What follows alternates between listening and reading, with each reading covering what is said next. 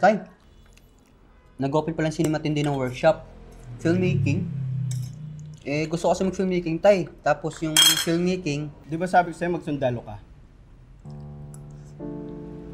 Tay, yun naman yung passion ko to eh.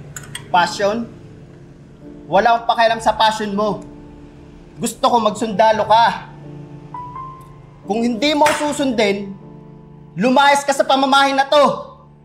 Hindi ko kailangan ng mga pabigat na katulad mo. Nakakawala kang ganang kumain. Pamangkin, ingatan mo to ha. Ito na yung hinira mo sa akin na camera. Oo naman dito eh. Kayo pa. Ganda. Oo, gamit-gamit nga namin yan ng tatay mo. Siya nga nagturo sa akin ng photography. Oo, siya nagturo sa akin. Balita ko dito eh. Wala naman sinabi sa tatay sa akin ganun eh. Tsaka, hindi siya mahilig sa filming dito. Yun ang akala mo.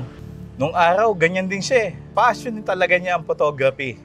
Malayo dito eh. Sa kanya pala ako nagmana, di ba? Ganda. Nice talaga si Tito. Ganda ng camera. Tutangin mo, di ba sinabi sa ayaw ba yung ginagawa mo? Ha? Ba't ba ang tigas ng ulo mo? Ba't ba ang tigas ng ulo mo? Ang tigas ng ulo mo? Ha? Ba't di ka marunong? Di ka marunong sumunod? Ha?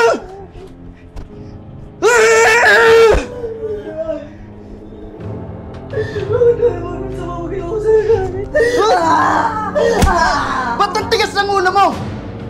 Hanggat nandito ka sa pamamahay ko, ako masusunod! Kaya nga gusto ko tayong magsundalo. Ano man ang mangyari sa'yo doon, sila nang bahala sa'yo! Dahil sa'yo, namatay ang nanay mo! Ah!